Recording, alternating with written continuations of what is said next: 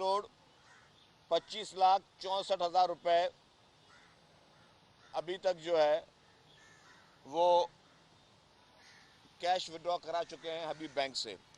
तो government of Sindh को ये पता था कि ये माजी में इस तरह के वाक़यात होते रहते हैं, और अभी जो पूरे पाकिस्तान में भी जो वाक़यात हो रहे थे, अनफॉर्चुनेटली अफसोसनाक वाक़यात हैं, उसमें इंतज़ामिया की, गवर्नमेंट की नीयत उन गवर्नमेंट्स की ठीक है, लेकिन अनफॉर्चुनेटली हमारे पास एक इस तरह का माहौल है। तो इसीलिए सिंध हुकूमत ने कहा कि जी किसी को सड़क पर नहीं खड़ा करें, किसी को इस तरह किसी की बेतौकीरी ना करें। बेहतर है कि उनको बेनज़ीर इनकम सपोर्ट प्रोग्राम के तहत जो डेटा है, उस डेटा के थ्रू उनको मैसेज जाए, और मैसेज के ज़रिए वो 2,000 रुपये उसके अकाउंट में आ गए। अब उसकी मर्ज़ी है कि वो किसी भी स्टोर से जाके वो आटे की मद में सब्सिडी लेना चाहे या किसी और चीज़ की मद में। लेट सपोज कोई शख्स आटा अगर नहीं खाता, कहता है जी मुझे चावल खाने, तो वो चावल की मद में जो है वो उसको वो गवर्नमेंट के पैसे से वो अपनी रियायत ले सकते हैं। तो ये गवर्नमेंट की एक बहुत ही अच्छी प्लानिंग अभी तक चल रही है।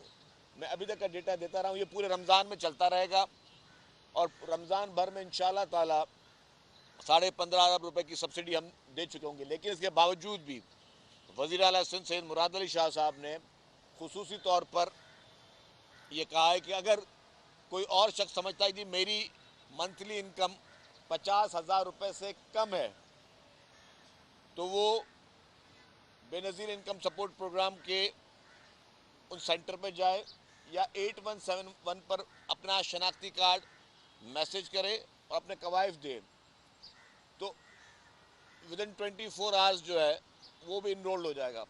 और अगर ये जो 15.5 अरब रुपए कल को इसमें से 5 अरब और भी प्लस करने पड़े, तो हुकूमत सिंध वो करने को तैयार है। तो ये गवर्नमेंट ने एक मैकेनिज्म बनाया था। तो कल वाले वाक़े में भी मैं ये नहीं कहूँगा कि फैक्ट्री के मालिकान की नीयत ख़राब थी, उनका तरीका गलत था, और इसीलिए गवर्नमेंट ने एक्शन लिया है कि आप, ये सबके लिए मैसेज है कि बराए मेहरबानी नेकी का काम करना अच्छी बात है, सब नेकी का काम करें, लेकिन बराए मेहरबानी तरीक़ेकार उसका इख्तियार करें। किसी की ज़िंदगी से, किसी की कीमती जान से खेलने का इख्तियार किसी को नहीं है।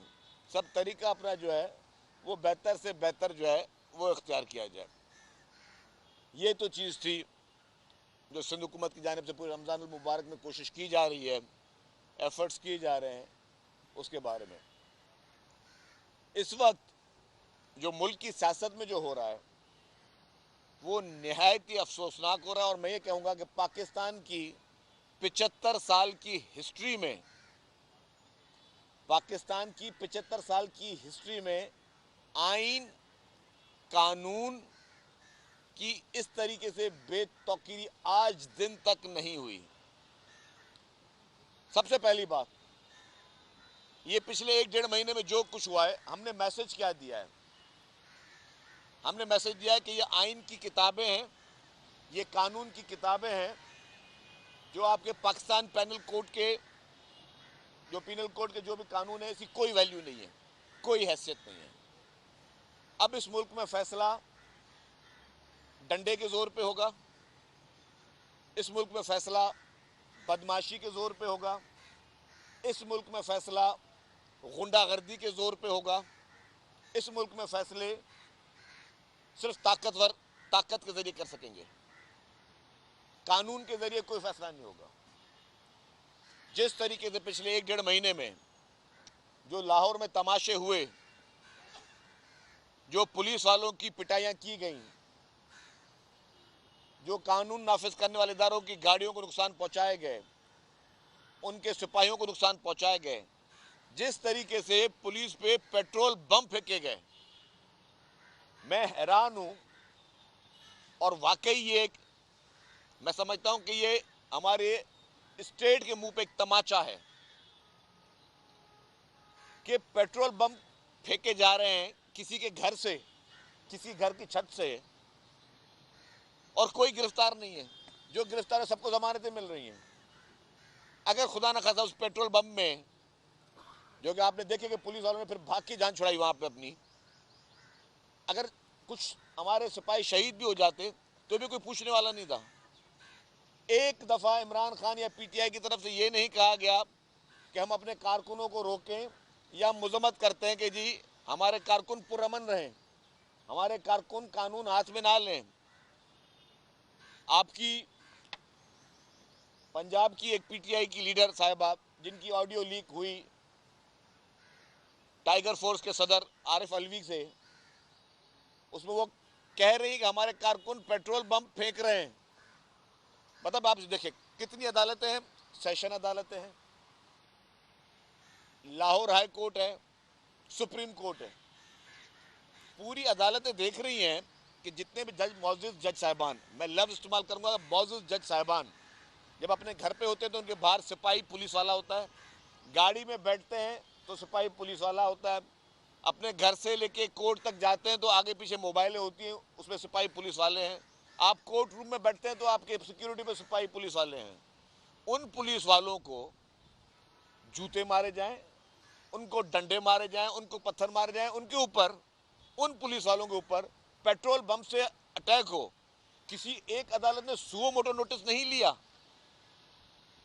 कि ये मुल्क में क्या हो रहा है।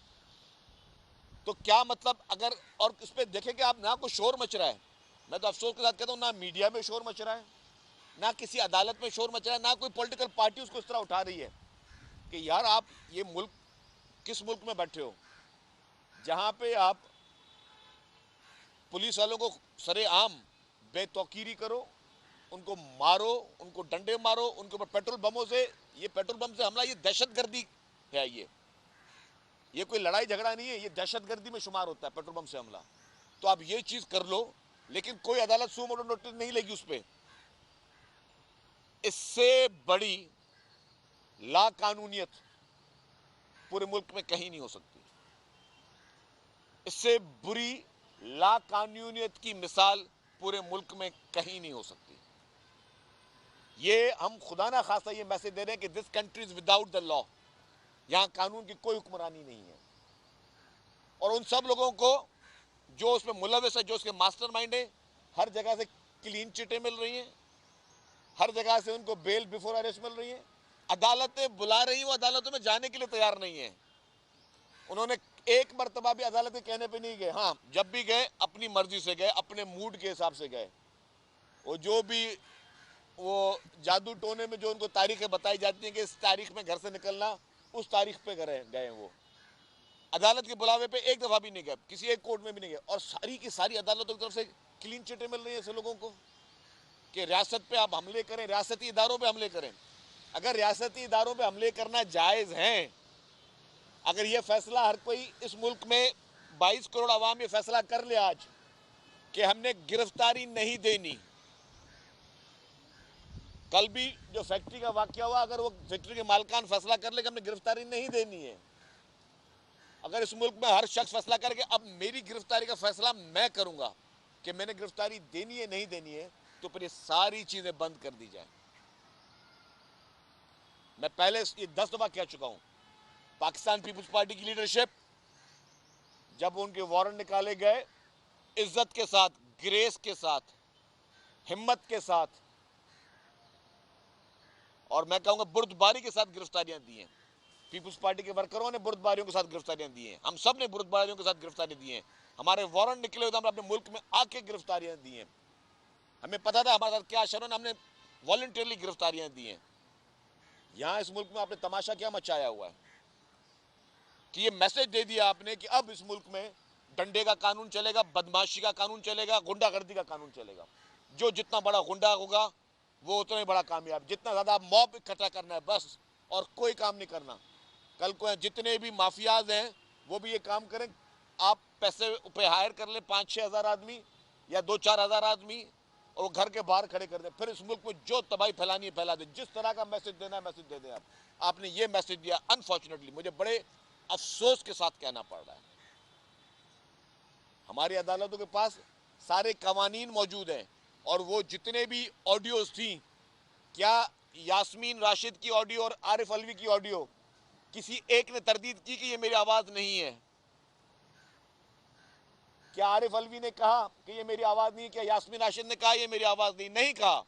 और यास्मीन राशिद साहिबा उस ऑडियो में मान रही हैं कि हमारे कारकुनान पेट्रोल बम फेंक रहे हैं, उसके बावजूद इस मुल्क का कानून साइलेंट है।